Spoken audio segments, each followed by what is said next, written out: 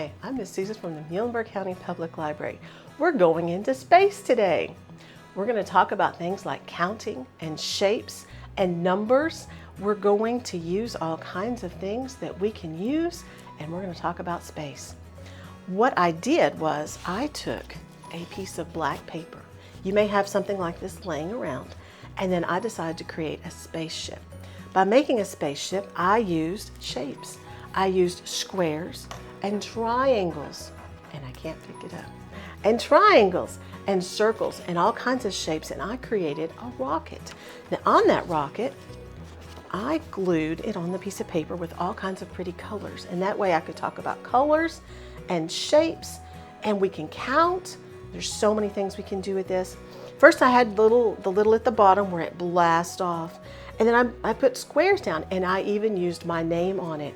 I spelt my name out. So if your name is a little bit longer than mine only has 5 letters. If yours is longer, make your squares a little bit smaller if you want to, and you can create something like this too. I used a triangle at the top. I had planets all around the rocket, and I even had stars in my office so that way it would look like it's in space. Now you can add more things to it if you wanted to. I just took basic shapes and I created a space picture. By this space picture, I can think about what happens in space and what I might see if I was there. Now, in order to go along with that, I also made a graph. So I thought I could either count what I used on my picture after I created it, and I could count how many I have, or else I could use more shapes. I have more shapes. I have circles and squares and triangles. So what I could do on this is I could put my square under the square, and I could take a circle and find out where the circles go. And I could put a bunch down through here, and then I could count them and see how many shapes I used.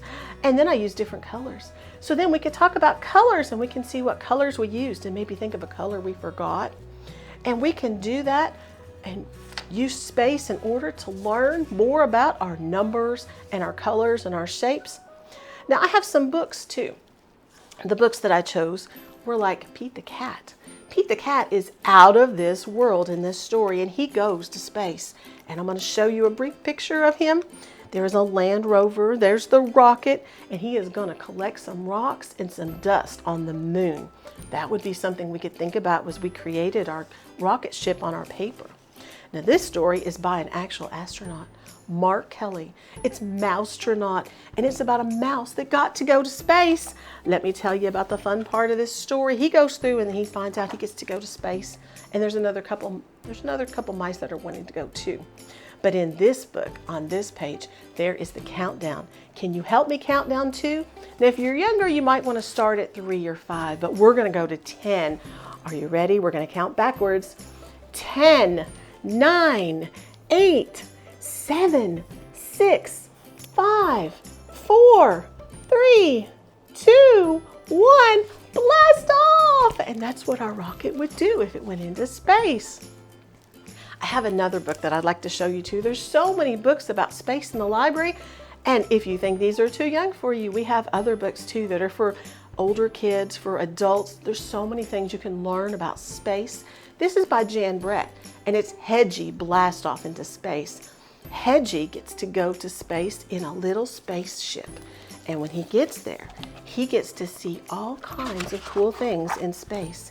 He has a helmet on, and when he gets there, he went for a reason. There's a hole that's all stopped up. It's not working right. His job was to find out what the problem was. So if you want to come to the library and check out this book by Jan Brett, Hedgie Blast Off, you can find out what he went to space for, how he solved the problem, and what happened next. The pictures are so beautiful in her books. How many of you seen the movie or heard the book Wonder? Did you know that there was also a book that was a picture book about wonder, about how everybody's different? In this book, this little boy liked to wear a helmet. We could read a book even like that and find out about kindness and about how people are different. There's lots of things we can go off from space.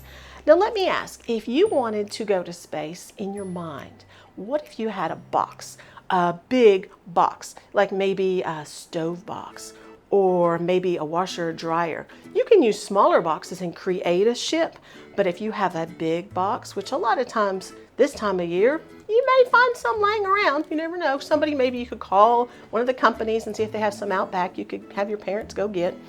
But you could use a big box and have somebody help cut out the back so that you could get in it, and maybe help you that they could cut some windows out too. You could use aluminum foil and sort of make it look like a spaceship. You could use paper plates, pie tins. You could use markers and crayons and color it up. You can do lots of things to create your spaceship. Maybe even take a piece of paper or something and roll it a little bit and put it on the top so that you have the top of your rocket. You could pretend you were going to space. Now imagine if you were going to space, what would you see? Would you see stars? Maybe other planets? Maybe things floating in space? Would it be hot or cold there? What would you see out your window? Would you float? Or would you be still on the bottom of your spaceship? What kind of things do you think you might see in space? That's one of the things that my kids used to like to do when they were younger. We would get boxes and we would create things, and we would make all kinds of fun things at home that didn't cost anything hardly, just a little bit of time and a lot of imagination. I hope you decide to go to space someday too, at your own home, whether you're using boxes or just your imagination, maybe even sitting in a swing and like leaning back and looking at the clouds and thinking about what could be up in the space, or even watching the clouds and seeing what you see in the clouds. Maybe you'd see a duck or a dragon. You never know when you see clouds what kind of shapes they might form. Thanks for watching today, and I hope you get to go to space soon too. In your mind, your imagination is wonderful. Thank you, and we hope to see you soon in the library checking out books. Bye!